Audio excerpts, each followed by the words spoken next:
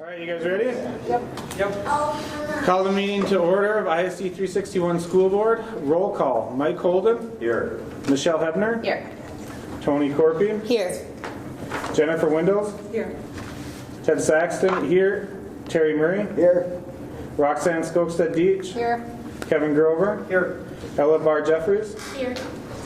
Please stand for the Pledge of Allegiance.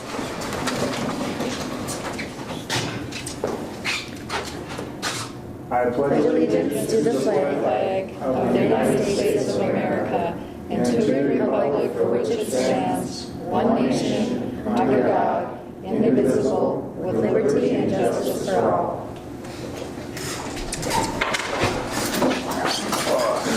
Entertain a motion to approve the agenda as presented. Second. Michelle and Roxanne will say.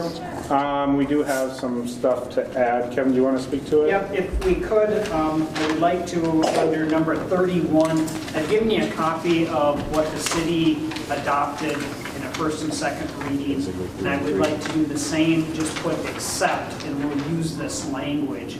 It's for the joint powers agreement between the city and the rec to change the makeup. And so again, it's just like any policy, it'll be a first reading, and we'll put it in again next month, either as is, or if you want something changed. But we can put that on 31 under the consent. And then I would like to, after the student council report, put in we'll stop for a little bit, and we're going to do our work session there.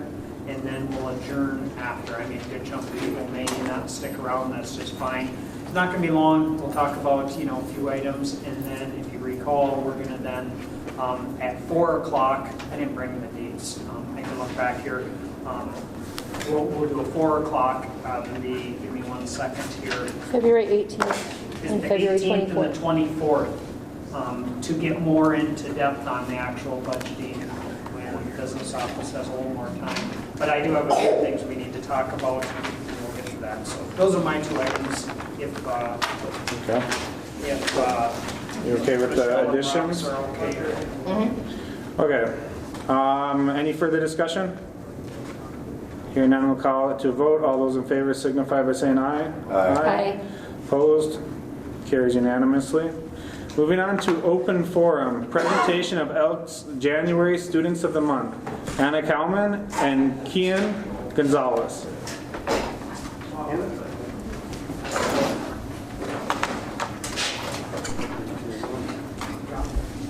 Anna Kalman is the Elks January Female Student of the Month. Anna is a very involved, dedicated, and goal-driven student who enjoys helping all those around her to strive to achieve their greatest potential. She is a member of the Minnesota Honor Society and currently holds the treasurer position.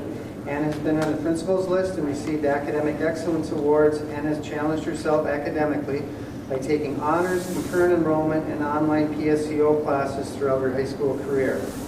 She has received numerous academic awards to include the Yale Book Award, Elks Club MVP District Scholarship, and is a semifinalist for the Coca-Cola Scholarship. Anna is also very involved in extracurricular activities as a member of the speech team, concert, pep band, choir, dance, and as a cheerleader for football and basketball where she is a captain. When not involved in academics and athletics, she has volunteered at Camp Friendship and silent auctions at church. Anna works as a manager at Cine 5, as a personal care assistant, and at Shea Shea. Anna is planning to attend Winona State University in the fall to pursue a degree in nursing with a minor in music. She will also be on the Winona State Concert Choir. Anna Kalman, the Elks January Female Student of the Month.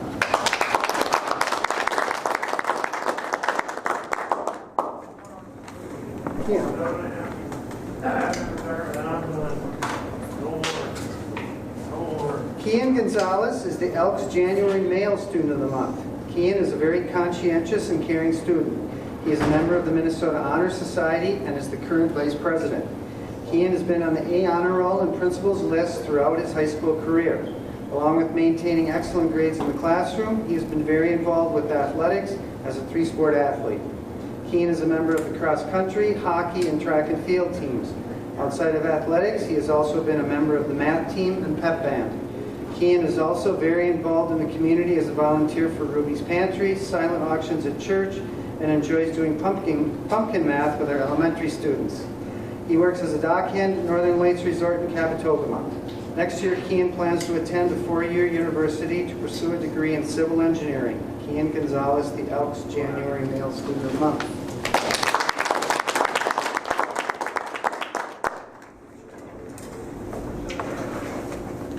Thank you very much. I'm guessing nobody else is here for public open forum.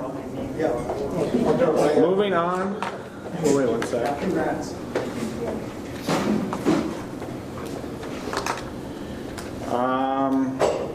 Well, should I, now that there's nobody left, do I present it or print it? Les Darcy wants to just do this open forum. You want? Okay.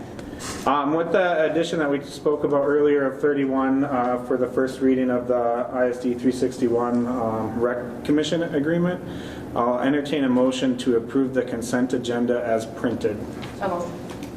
Second. Got a motion by Michelle and a second by Tony. All those in favor signify by saying aye. Aye. Opposed?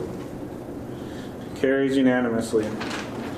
Moving on to action item number 1, resolution of acceptance of gifts and donations. So, I'll entertain a motion. Second. Got a motion by Jen and a second by Tony. There's a lot to there. Resolution for acceptance of gifts and donations. Whereas School Board Policy 706 establishes the guidelines for acceptance of gifts or donations to the district. Whereas the International Falls School District Board encourages the support of the district's educational programs through gifts or donations that meet the goals and objectives of the school district. Whereas Minnesota Statute 465.03 states the school board may accept a gift, grant, or device of real or personal property only by the adoption of a resolution approved by 2/3 of its members. Therefore, be it resolved, the School Board of International Falls Public School ISD 361 accepts with appreciation the following gifts, donations, or grants received by the school district. Arena scoreboard sponsorship. Up North Builders, $1,500. True Star Federal Credit Union, $1,000. Stewart Super One, $1,500. Shannon's Inc., $500. County Market, $1,000. Chocolate Mousse, $500. Falls Lumber Company, $1,000. Minnesota Power, $1,000. Coca-Cola of International Falls, $1,000. Fairview Health Services, $1,000. To the Bronco Hall of Fame, True Star Federal Credit Union, $1,000. Coca-Cola of International Falls, $250. Mrs. Wood's class from Mr. Pete Foundation, $345.42. Falls Elementary School from Box Tops for Education, $429.81. Falls High School from Box Tops for Education, $107.70. Larry Ross Shadow Box Project from Ryan Millette, $100. Ronald Beck, $100. Football Charter Bus, FHS Football Boosters, $1,523.10. Swimming Charter Bus from FHS Swim Boosters, $515.10. Arena Weight Room Project, FHS Volleyball Boosters, $500. Speech Club from Rotary of International Falls, $500. Speech Rockathon, $2,587.99. FHS Prom from the Movie Day fundraiser, $609.70. Shannon's Inc. for $50. FHS Robotics Team from PCA of International Falls, $5,000. Wow. I have a motion by, it's so long ago I started this, Jen, and a second by Tony. Or any further discussion? Hearing none, we'll call it to a vote. All those in favor signify by saying aye. Aye. Opposed? Carries unanimously. Moving on to action item number 2. I'm not going to say it right, so I'm just going to spell it. Approve the non-ERISA volume submitter 403B plan document for public schools adoptions agreement number 04002 with Educators Benefit Consultants LLC effective March 1, 2020. I'll entertain a motion. So moved. Second. Got a motion by Tony and a second by Rox. Any further discussion? This is our, and a few people have questioned, this is required documentation. Our 403B program, EDC runs it. So in other words, all our money for 403B, either contributions or the people volunteer, go to these. If you look at Backaways, it lists Valak and the different companies that then they distribute it out to. So that's where it's going. Okay, any further discussion? I got a motion by Tony and a second by Roxanne. All those in favor signify by saying aye. Aye. Opposed? Carries unanimously. All right, moving on to administrative reports. Our administration's not here. Ms. Tate is not going to be with us tonight. Okay. I'm guessing Tim will be back. He's doing a picture, so if you don't mind, I will jump in. Just so you're aware, we're not going to go into detail. The administrative committee, typically we go into closed session for negotiation talk, but I'm going to keep this general. Met with the principals prior to our last meeting. I did have some contact with them. Right now, they don't feel we need to get back together. We can iron out, for the most part, our differences. So I will work with Tim and Missy and probably ask the administrative crew to at least look at it. For the most part, they're going to accept, I think, what we've offered. We'll accept, what we'd agreed to. So the only other thing I would like to say is I wouldn't mind possibly scheduling to talk about the at-will, they're individual, but probably should bring something in March. And typically the administrative group is taking care of that, okay. I'll probably reach out to, I think it's Jen, Michelle. It's Michelle and me, I think, for that, Okay, that administration. okay. Anyway, the group, and see if we can't just set a time. We'll get it mostly put together. So, update on that. I don't know if anyone else got this or not, or has seen, because it's not necessarily just school related. Northland Foundation is looking for, and I just wanted to throw it out. I mean, we've gotten some grants, not saying that's why, if there's anyone interested, and they're looking for a board member from our area. If anyone's interested, I can obviously forward information or give you this or whatever. It's obviously a very noble group and donates to our area and let alone school community. If someone's interested, just wanted to make sure that it's out there. And the other thing that I had for a reminder, and I don't want to stir the pot, but it needs to come out right now, is to, and again, it's not action, but have a discussion on the school calendar again. Because it came up last year, I'm going to say roughly May or June, and it was just too late if we want to go a different direction from the electronic that we have. And so I had thrown it on about, for this month, to bring back to the group and go, are we okay? Or do we want to do something differently and go back? I'll be honest, my input, I would like to stick with the electronic and keep pushing, just because I think that's where we're at now. I do not. Is there any way that we can look at it so every event is like on one calendar rather than having to open so many different pages? I think that's what's really hard for people. You're printing off 3 calendars versus just one. Yes, and I'm not the most tech, Ted, you can maybe, I have, sync, I don't know how to say that plurally, where I've checked different calendars to come into my Google. So I see, I don't, I'll be honest, I don't want every sporting event. If I want to go look up what's going on tonight, I can go look. But I have linked different pieces, and I'm not saying you can do that easily with everything or not. I don't know if that's what you're asking, but right. Otherwise, like if you just look at the facility calendar tonight, there's a good chunk of stuff. Maybe you don't want to see swim. But we used to have all of that on the calendar, correct? In that Well, we date? mainly just had activities. We didn't have, when you link the calendar, you get junior high, you get rec, you get, swimming practices, you get, and that's why it's the nature of the beast if you look at our facility. If you just look up the calendar, there's not a whole lot, right. For tonight, you got to get into the activity piece, and that's the tough part. And again, I understand all sides. I mean, I miss that thing hanging on the, well, either in the office at times or, the tough part is now forward wasn't overly accurate. this year would have been another example where like prom, Right. you know, right. and so I mean, there's that double-edged sword. Now, we have had, and I'm not volunteering in any way, was it, the Journal has printed, I think it was the Journal, don't quote me, but, you know, a The big fall, posters. bigger yeah. poster to kind of take, but I'm not saying it's the same. And I think didn't one of the sports groups or someone also Baseball. do, so I just want it out there if we are changing or not. And like you say, because if we are, we got to get people working on it because it has to be go to print by the 1st of July or something. I'd like to keep it the same way. Yeah, I agree with that. Me too. I definitely like keeping it electronic, but I see what Tony's saying.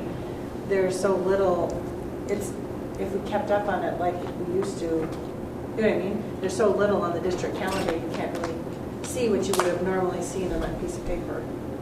So maybe we can do a better job of pointing where they're I at. mean, that's kind of what you're saying. Right, absolutely, yeah. And I think what it's going to is there's a district, there's an activity calendar.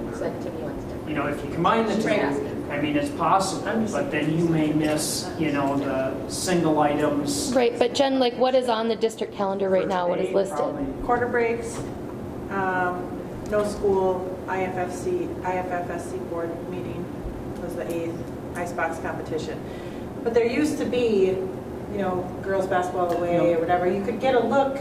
If somebody was planning an ECFE event or whatever, you could get a ballpark look of what was an open night. You know, you'd have ACT testing, you'd have, you know what I mean? Like it was still more comprehensive in one glance. I think that's what you're saying, Tony. Yeah.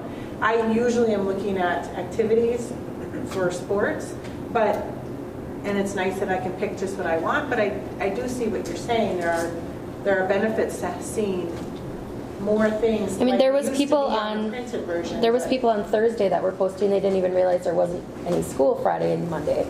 It's like, well, how do we miss the ball there? What happened that nobody knows about this? Well, that's on here.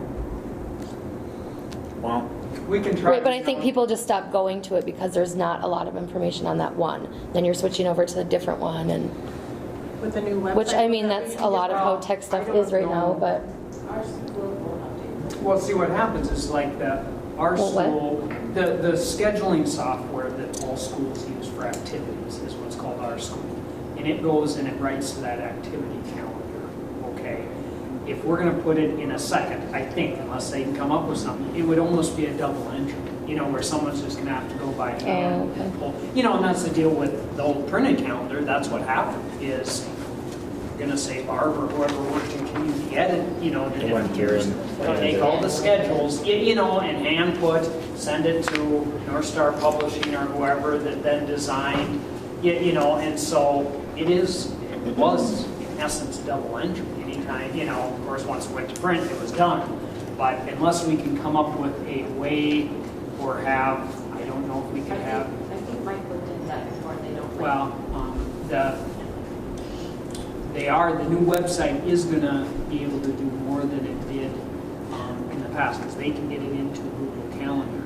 maybe Mike can give us an update on the calendar features or something.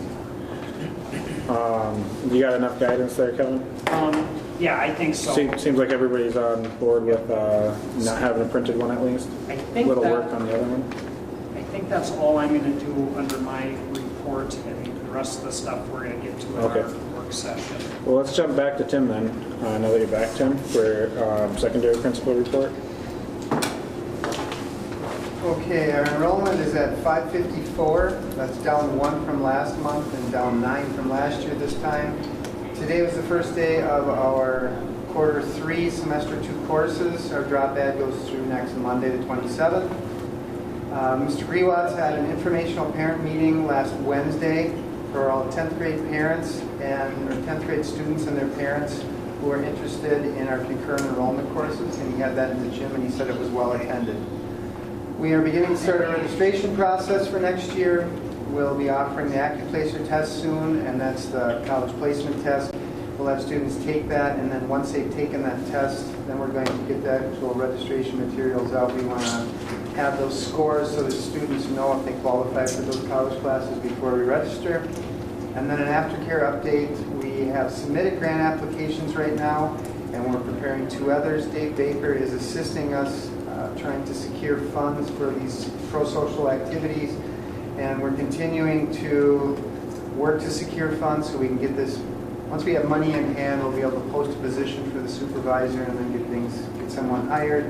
And we're exploring the use of telepresence right now for our adolescent outpatient treatment through Rainy River Recovery, and we're reaching out to Fort Francis. It's been kind of tough, but we're reaching out, trying to find out if there's a need for something across the river and trying to figure out maybe how we can serve both communities.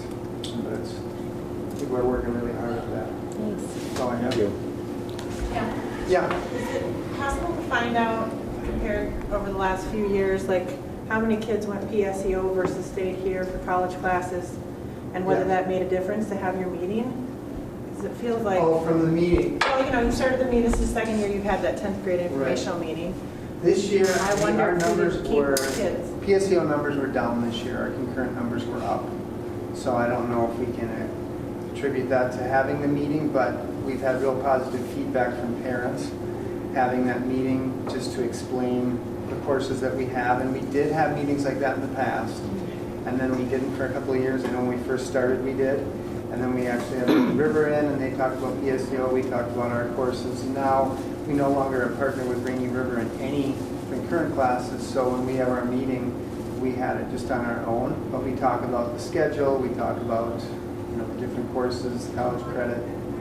So that has been a positive. And we did have a meeting in either September or early October this year for parents of seniors, just to talk about the whole process of graduation and scholarships. And that was, we were pretty packed in here in the cafeteria, so that was a positive meeting too. So we're trying to have more parent meetings, get more information out, to keep kids here, but then also like that parent informational meeting for seniors. Those are for kids that are leaving, but we talked about scholarships and that kind of thing. But I think the meetings have been positive, just so people know what's out there before they, because a lot of times wherever they register first is probably where they're going to stay.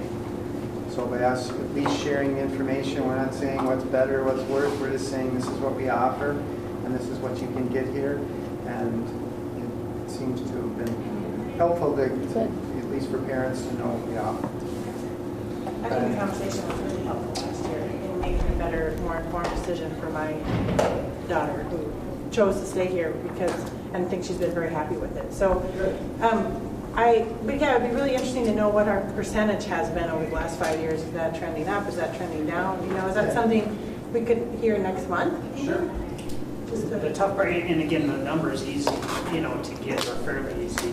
But even going back, say, 2-3 years into it, one class would have 25 kids and the next class would have 10. It's kind of, I hate to say it, when a group starts, you know what I'm saying? It's just hard to say, the numbers drop. It's probably partially to this, but now next year, maybe different group of kids. But could you find out of the 35 kids that qualify in the active place, or what percentage of them decided to stay in this building or go across? Doesn't that give you... anyone who is here are Rainy qualified, so it's pretty much all the kids who qualified, who passed the active placer, are either here or over there. So if we have the total numbers, we know how many kids are PSEO, we know how many are concurrent. Right, so we know the percentage of the kids that could leave or stay. That's what I mean. I know the numbers go down potentially each year if our overall numbers are going down, but we know how many we could potentially capture. That's what I mean. Like that number might be more. Does that make sense? Yeah, but I'm just supposed to know it's the going to percentage. fluctuate a little bit each year. Guaranteed. And just for whatever reason. I think this is a proactive, positive step. And if it went down, it has probably something to do, but it might go up by 5 next year. You know what I'm saying? Because it just, Right. I agree that the number doesn't matter. It's the percentage that would. Well, the percentage may go up and down a bit. We've had groups, that you just knew were, they had a bunch of kids started going, and that whole group of kids went. We had the same thing happen where a group was staying, and that whole group, so to speak, stayed. And it was a small, and nothing was done differently those 2 years, but we had a big. Well, the numbers will still give us an idea, kind of a ballpark. I'd say they're trending, the percent going out of the building are trending down. I know we had 44% of our seniors when we started this 6 years ago, who were out of the building, and we're nowhere near that right now. So. And if we don't know why, we don't know the numbers, we don't know where they're going or which way, but if we might not always know why one group leaves or not, but we can look at our efforts to see whether there's more. I can for sure put 5 years together. Thanks. Thank you very much. Do either of you have one for Missy Pate? No. Okay. I know she was sick or had a sick kid or something. Yeah. Okay, moving on to committee reports. Community Ed Advisory Board. I left a sheet, and you can read there. Dan, I told you last month, planned on being here. His son has went out for, older son, I want to say 9th grade basketball, and he got to start the basketball game tonight, or I assume it's CT. So he's got some skills. So he wrote you a report. You can read it, look at it. He'll try next month. Anyone wants to stop in and see him, he's active and going. But you can read and, like I say, if you have questions, I'd be more than happy to talk with any one of us and lay some things out. Any plans on either? He'll be here next month, assuming there isn't a conflict. But he does plan on giving a report each month. There's things I haven't talked to him yet about kind of the. Say summary we had going towards the end when Rachel was here. I would guess he'll include something like that. Right now he's just Well, is he in his office during normal business hours? majority of the time, Okay. but just like he's out at different times. He might be up in the business office or vice versa. But he's doing well, and Marks Johnson and Stacy have worked a lot with him, and learning every day and doing well. I'll stop it and tell him thanks for this tomorrow. Moving on, the Rec Commission, I know we had the list here, which we did consent agenda on. Do Terry or Mike, do you have anything else you'd like to add for the Rec Commission? I wasn't able to make it because I was under the weather. Okay. Is there anything besides this, Mike?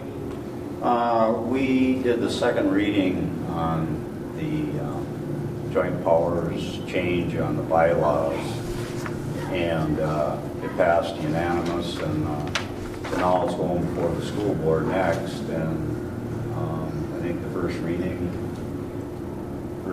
Kevin? It was today. It was today, so we got to do a second one. It's going to allow the school board to have 3 members on the Rec Commission.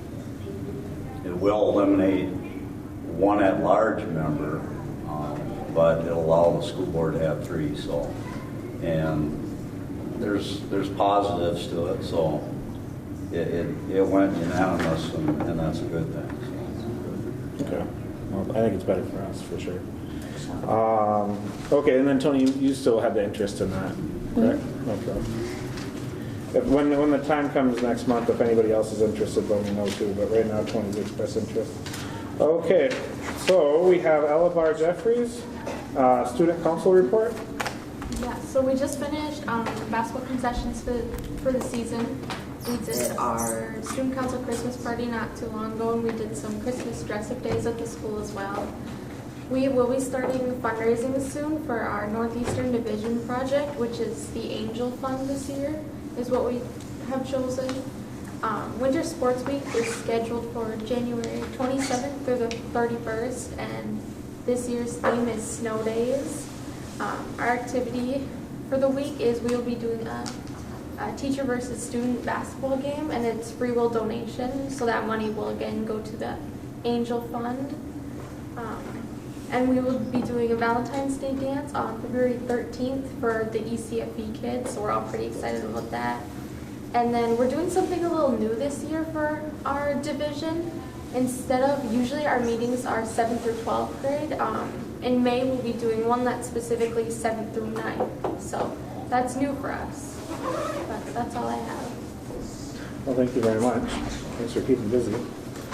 All right, well now I guess we'll go into a work session.